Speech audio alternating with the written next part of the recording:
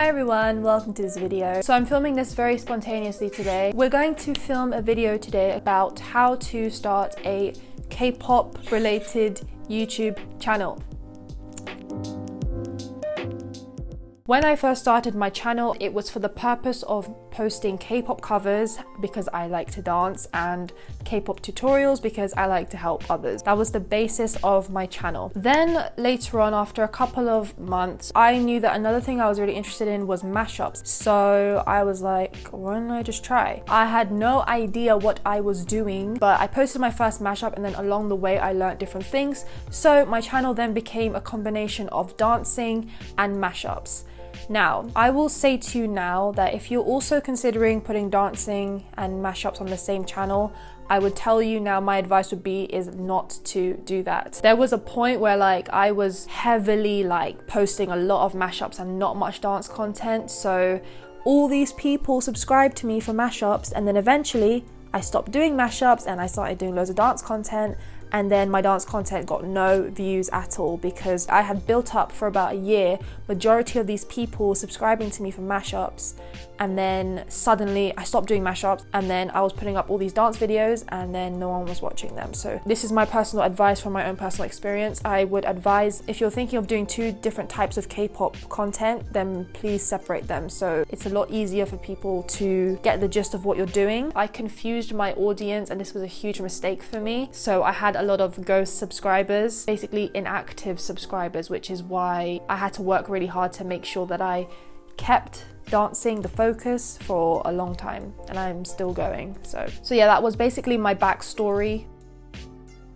Figure out if you want your K-pop channel to be about dance, singing, commentary, reactions, mashups, whatever it may be. Even if you're doing fan art, speed drawings and stuff like that, you could do reviews. There's so many different things you can do with K-pop, that's the thing. So I'd figure out which area you're gonna cover. If you're interested in multiple of these different areas, maybe you sing and you dance. In my personal opinion, I think that dancing and singing can go together in quite a good unit. I think that reactions and commentary can go in quite a good unit, but something like dancing and mashups, I don't think that can go together, obviously from my own personal experience. With anything that is really different, don't put them together on the same channel.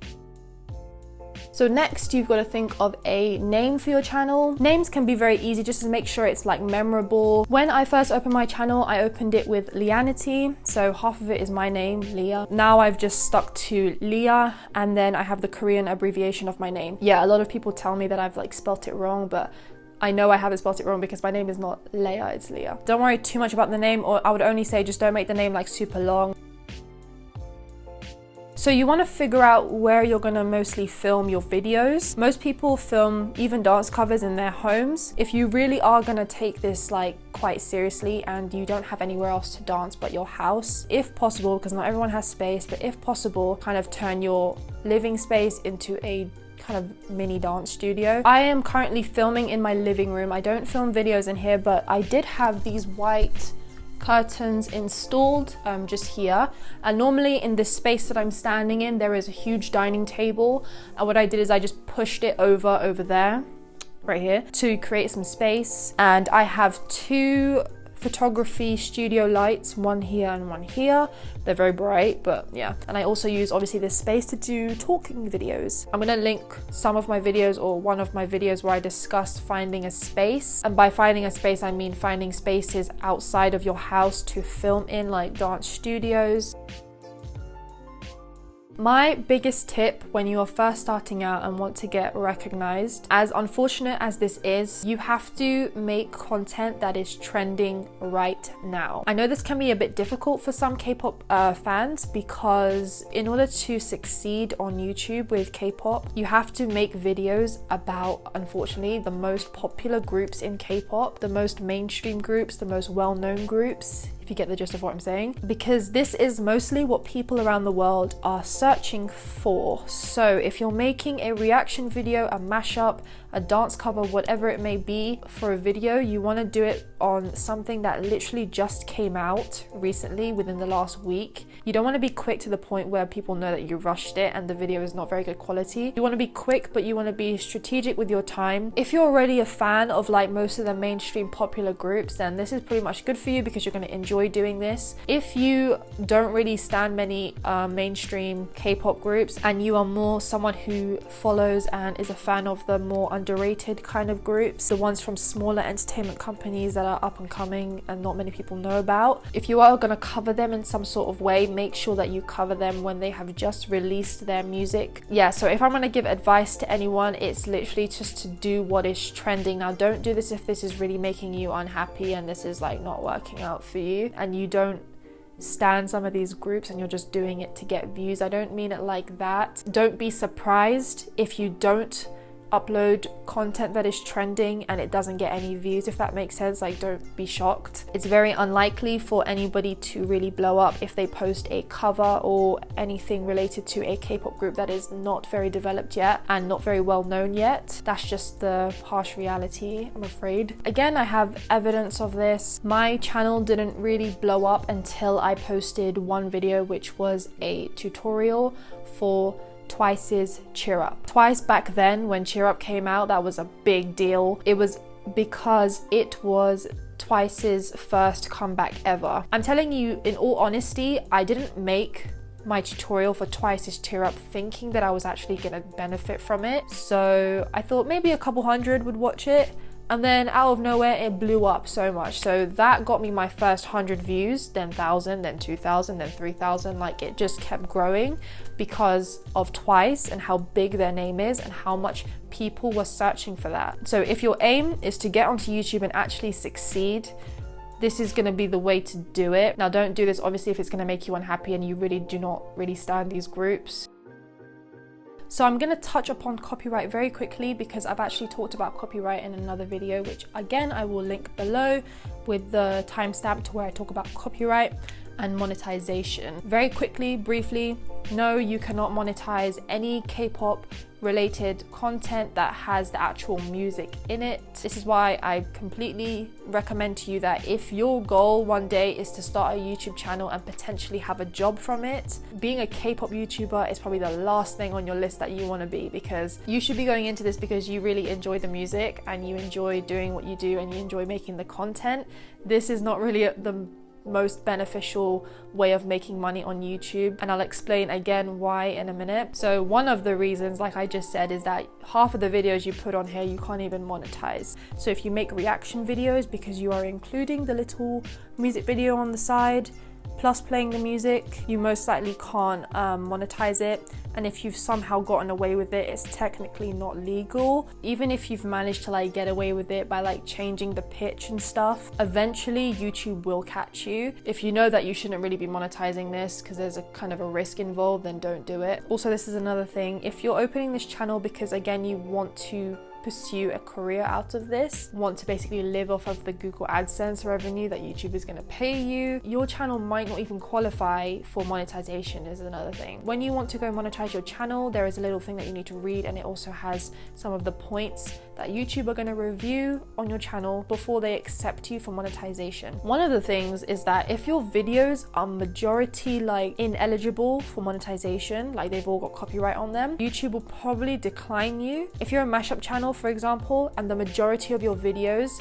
have copyright claims on them, like 90%, 95% of your videos have copyright claims on them, YouTube is most likely not going to allow you to have monetization privileges. I thought that I wasn't going to pass the review, if I'm being completely honest, but luckily I had kind of a couple of videos that were copyright free, like me just talking, Q&As and stuff like that, so I think that's why it kind of passed.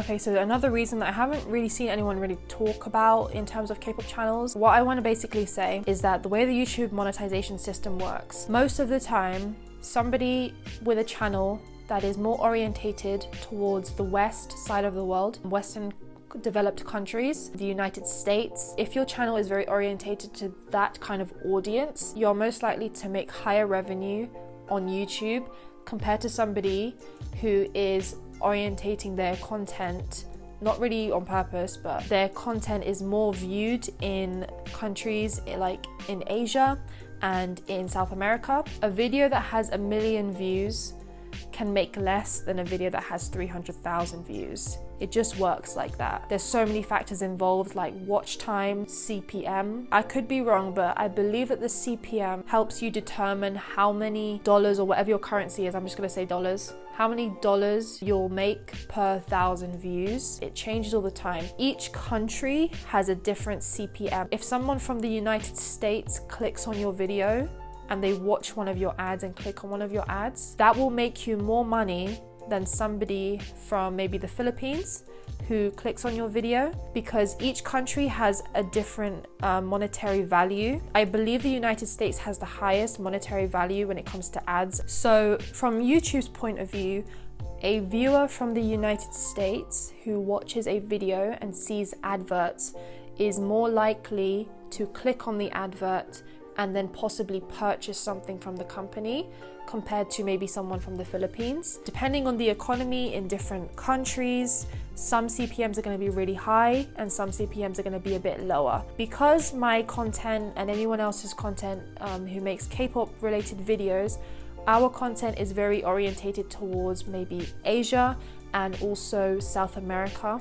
So countries in Asia and South America tend to have a lower CPM rate compared to countries such as the United States and Australia. So the majority of my viewers are actually from places like Philippines and Indonesia, Malaysia, Thailand, Brazil. I have a huge following in Brazil. So their CPMs are lower. So it means that even though I may gain more views than someone else, they may be making more money than me because majority of their viewers are from the United States and Australia. I really hope that makes sense. So basically what I'm trying to say is that because you are about to make K-pop content, the majority of your viewers are going to be from countries that have a lower CPM rate, which means you're most likely going to make a lot less. Now, it's no one's fault, that's just the way the system works, which is why I'm saying do not go into this money hungry and money motivated, really thinking that you're going to make a lot of money, because there are other ways to do it, but Google AdSense I think is not really the best way to do it if that is your goal. When I say there are other things to do it, I mean by reaching out to companies to get sponsorships and becoming an affiliate for certain companies.